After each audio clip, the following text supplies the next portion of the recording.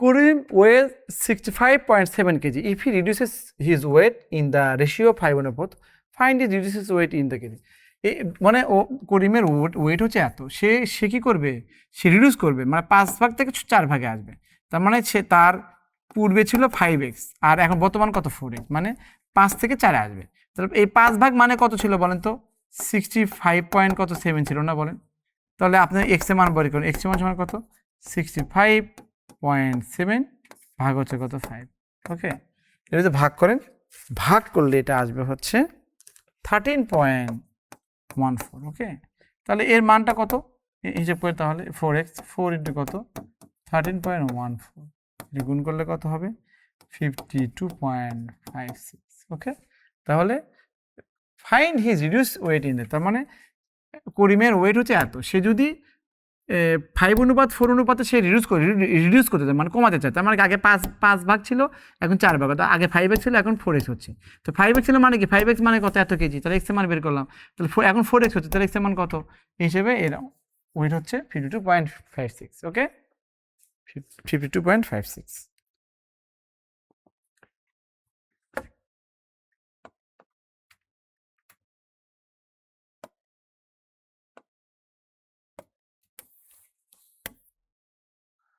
What is the slope of a line perpendicular to the line whose equation is এত। এখানে বলা হয়েছে, দেখেন বলতে what is the slope, slope মানে হচ্ছে ঢাল। এগুলো হচ্ছে যারা সায়েন্সে পড়েছেন তারা খুবই ভালো বুঝবেন। পারপেন্ডিকুলার মানে হচ্ছে লম্ব, লম্ব। আর লাইন মানে হচ্ছে সরলরেখা। লাইন মানে হচ্ছে আপনার এক্স ওয়াই সরলরেখা থেকে প্লাস মানে যাই থাকুক না কেন, হ্যাঁ সমান সমান কিছু একটা থাকবে, এর ঘাত 1 এর ঘাত 1 থাকে, এখানে যাই থাকুক না কেন সহগ মেটার না, মানে এরকম এক্স ওয়াই বিশিষ্ট, মানে এখানে কি বলা হচ্ছে যে যদি একাধিক চলক থাকে সেই ক্ষেত্রে যদি, তাহলে এটা আমরা সরলরেখা বলবো যদি একাধিক চলক থাকে। মানে যদি একাধিক চলক থাকলে আমরা কি করব, যদি একাধিক চলক থাকে তাহলে এটা যোগ বিয়োগ অবস্থায় থাকবে।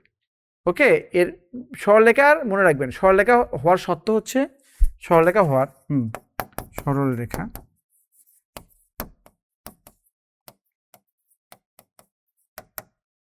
হওয়ার শর্ত আছে, সেটা হচ্ছে আউট অফ আর কি, যে এই ম্যাথ নাম্বার 1 কি হয়, চলক মানে কি, যেটা জানি এক্স ওয়াই যে যাই হোক, চলকের ঘাত মানে পাওয়ার 1 হবে, চলকের ঘাত কি হবে 1 হবে, দেখছেন ঘাত কিন্তু 1 হবে, দেখেন এটা 1 আছে। আর শুধু এটা রাখবে, একাধিক চলক থাকলে মানে এক্স ওয়াই থাকলে আর কি, একাধিক চলক থাকলে একাধিক চলক থাকলে কি হবে, একাধিক চলক থাকলে কি হবে, গুণ অবস্থায়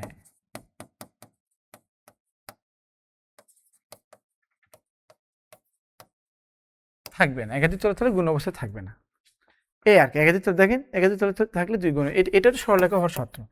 অনেক মানে একটা পরীক্ষা বিশেষ পরীক্ষাতে এসেছিল যে নিচের কোনটি সরলরেখা সমীকরণ, যখন বলবো নিচের কোনটি সরলরেখা সমীকরণ, সেই ক্ষেত্রে আপনাকে এই জিনিসটা আপনাকে ফোকাস করতে হবে, মেনটেন করতে হবে, চলকের ঘাত 1 হবে কিনা,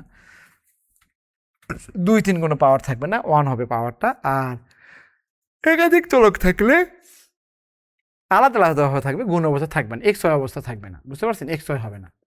এখানে what is the slope of a line perpendicular to the perpendicular, বলছে what is the slope of a line, একটা লাইনের ঢাল কিভাবে লম্ব হবে টু দ্য লাইন আরেকটা লাইনের উপর হুস ইকুয়েশন, বলছে যে কোন সমীকরণের কোন সরলরেখার ঢাল এই রেখা ঢালের সাথে কি হবে, লম্ব হবে। এখন দুটো সরলরেখা যদি সোজা কথা, দুটো সরলরেখা পরস্পর লম্ব হবে কখন আর সমান্তরাল হবে কখন, দুটি সরলরেখা লম্ব হলে, ভালো করে বুঝে নিন, দুটি সরলরেখা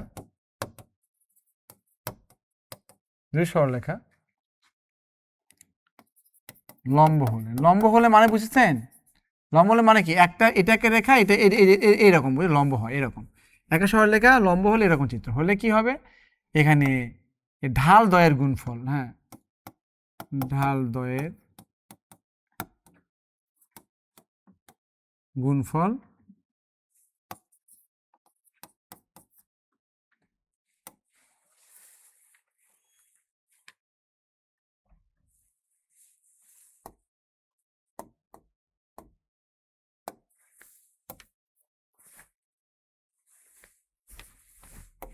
গুণফল -1 হবে। ঢাল দ্বয়ের গুণফল -1, মানে দুটো সরলরেখা লম্ব হবে কখন?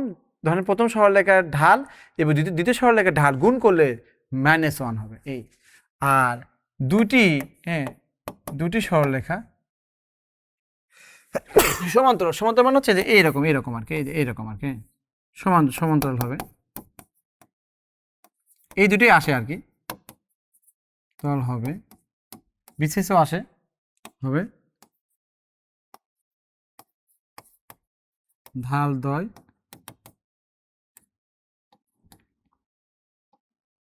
সমান হলে। ঢাল দ্বয় সমান হয় মানে কি? প্রথম সরলরেখার ঢাল যা হবে দ্বিতীয় সরলরেখার ঢাল তাই হবে, বুঝতে পেরেছেন? তাহলে লম্ব হলে দুটো সরলরেখার ঢাল আলাদা করে বের করবেন, করে গুণ করলে যদি -1 হয়।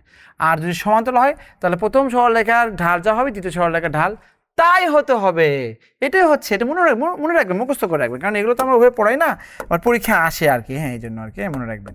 ওকে, ঢাল বের করার নিয়ম হচ্ছে অনেকগুলো। ওকে, ঢাল বের করার নিয়ম দুটো সরলরেখা দেওয়া থাকলে ডিরেক্ট ঢাল বের করে, এইভাবে ঢাল বের করে। হ্যাঁ, -o এর সহগ, হ্যাঁ এটা একটু -o এর সহগ আর x এর সহগ, তাহলে আপনার ঢাল বের হয়ে যাবে, বুঝতে পারছেন? কিন্তু দুটো সরলরেখা যদি না দেওয়া থাকে সেক্ষেত্রে কি করবেন? বা এরকম ঢালের আরেকটা নিয়ম হচ্ছে ঢাল, এখানে আছে y = mx + c, এটা একটা সমীকরণ। হ্যাঁ, তাহলে এই সমীকরণের ঢাল হচ্ছে, এই ঢাল হচ্ছে এখানে m, এই m এর মানটা হচ্ছে ঢাল, বুঝতে পারছেন? m এর মানটা হচ্ছে ঢাল। দুটো সরলরেখা মানে কি, একটা m1 একটা m2 ধরবো, বুঝতে পারছেন? তো সরলরেখাকে আপনি এই ফরম্যাটটা দিয়ে, এই ফরম্যাটে নিয়ে আসতে হবে, y = mx + c, এটা ঢালের সমীকরণ। যে কোনো সমীকরণকে, যে কোনো সরলরেখার সমীকরণ y = mx + c তে নিয়ে আসবেন। এই x এর সহগটাই হচ্ছে ঢাল, এই ঢালটা হচ্ছে এখানে আমরা m দিয়ে প্রকাশ করি। হ্যাঁ, দুটো প্রথম সরলরেখা m1, দ্বিতীয় সরলরেখা m2, তৃতীয় সরলরেখা m3, এরকম করে ঢাল আমরা প্রকাশ করি। তাহলে ঢাল বের করার নিয়ম হচ্ছে এভাবে, y = mx + c, এখানে mটা কি ঢাল, এখানে mটা কি ঢাল। তাহলে একটা সরলরেখা আরেকটা সরলরেখার কি হবে? পারপেন্ডিকুলার হবে। তাহলে বলছে যে বলছে যে ওই সরলরেখার ঢাল কত, মানে what is the slope of the line perpendicular, বলছে what is the slope of the line, মানে এই সরলরেখার ঢাল কত হবে। লেখা আছে হুইচ ইজ, এটা উজ্জ্বল আছে, বুঝতে পারছেন? Which is perpendicular to the line which, মানে বলছে যে এই লাইন একটি সরলরেখার ঢাল কত, যে সরলরেখাটা এই সরলরেখার সাথে লম্ব। তাহলে যে সরলরেখা আমরা জানি না সেই সরলরেখার ঢাল আমার বের করতে হবে। তা আমি জানি যে সরলরেখা আমরা জানি না সেই সরলরেখার ঢাল আর এই সরলরেখার ঢাল যদি গুণ করলে -1 হয় তাহলে এটা পারপেন্ডিকুলার হবে, বুঝতে পারছেন? তাহলে আপনি এই সরলরেখার ঢাল আপনি ধরলেন m1, বুঝতে পারছেন? আর এই সরলরেখার ঢাল আপনি লেখেন, এই সরলরেখার ঢাল কত, এটাকে সাইজ করেন। কি সাইজ? এই যে y = mx + c, এই অনুপাতে সাইজ করবেন। তাহলে দেখেন -2y = কত হচ্ছে, এখানে 20 থেকে -20, x এখানে 6 তো আছে। তাহলে y = -2 দিয়ে ভাগ করেন, -2 দিয়ে ভাগ করলে এখানে 10x হবে, -2 দিয়ে ভাগ করলে এখানে -3 হবে, বুঝতে পারছেন আর কি। হ্যাঁ, তাহলে দেখেন y = mx + c, mটা না, দেখেন y = mx + c, তাহলে m = কত, এখানে কিন্তু 10, কিন্তু এটা প্রথম ধরলেন, তাহলে এটা m2 ধরলেন, মনে করেন m2 ধরলেন, তাহলে m1 এবং এর মান কত হলো 10, এটা কি -1 হবে না? দুটি সরলরেখার ঢাল, তাহলে এই সরলরেখার ঢাল m1, এই সরলরেখার ঢাল কত 10, এই দুটো গুণ করলে যদি -1 হয় তাহলে কি হবে? পরস্পর পারপেন্ডিকুলার হবে। তাহলে আমি এই সরলরেখার ঢাল বের করি, m1 = তাহলে m1 = কি হবে? তো -1 কত, এই 10টা ভাগ হয় -1/10, -1/10 is answer, -1/10 is answer. The thing is very very much simple. Okay, একটু আমরা কি করলাম,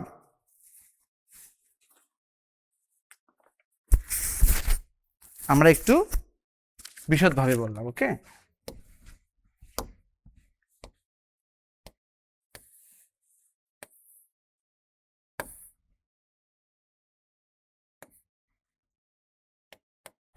এটা খুবই একটা সিম্পল জিনিস।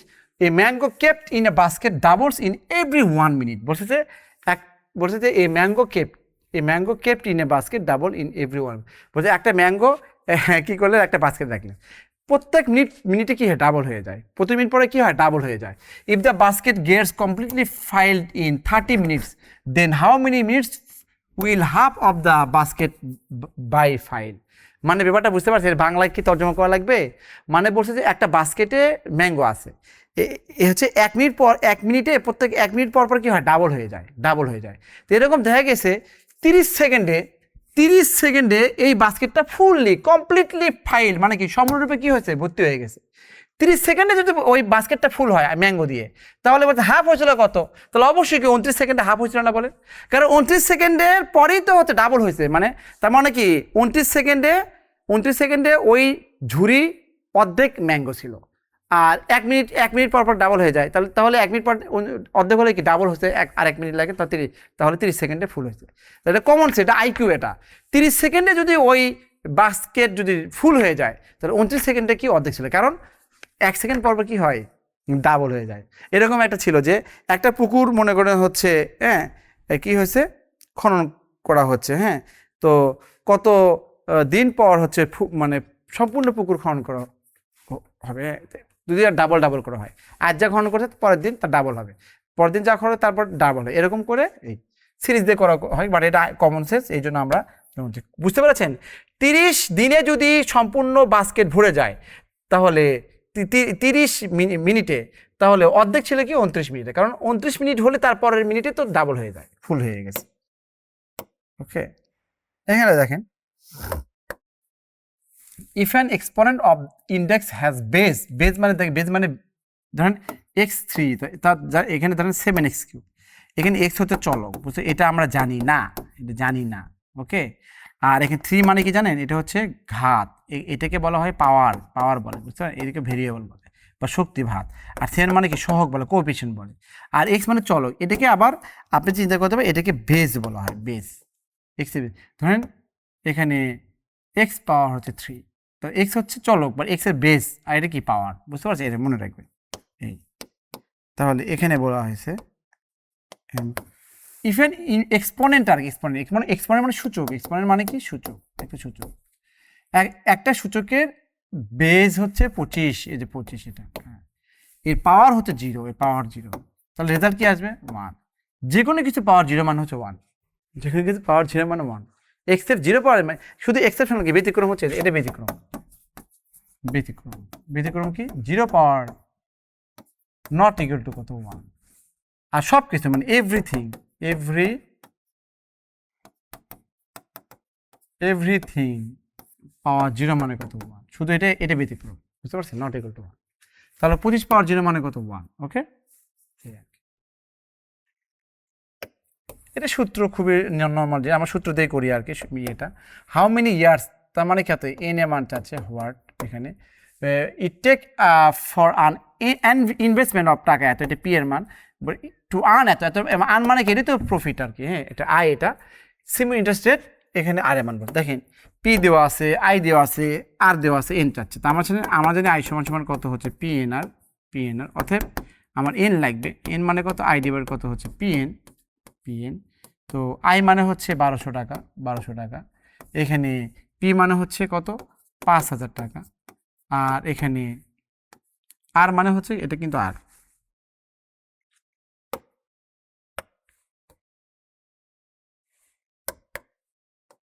মানে 6%, তো 6%, পার্সেন্ট 80 ভাগ না, উপরে 100 চলে যায়,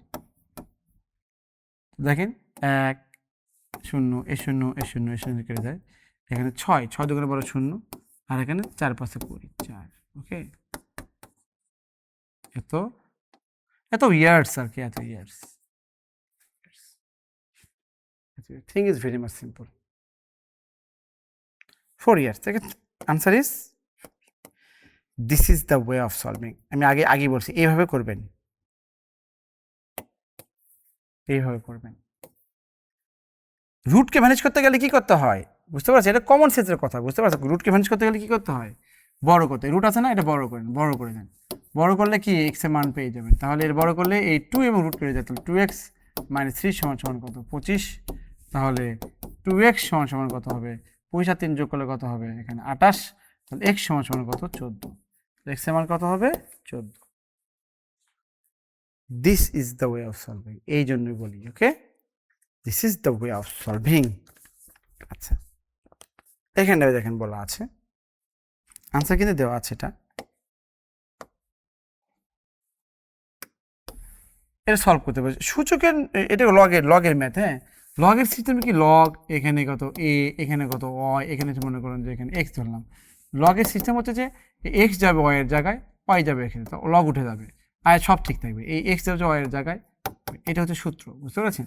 তাহলে অতএব টু এ পাওয়ারটা এ ফোর আসবে এখানে এক্স প্লাস থ্রি, তাহলে ফোর এখানে কত এক্স প্লাস থ্রি সূত্র অনুযায়ী, বা x plus three to power four মানে 16, তাহলে এক্স সমান সমান কত হবে এখানে 13 হবে, এক্স সমান সমান কত হবে 13 হবে, 13 এক্স সমান সমান কত হবে 13 হবে।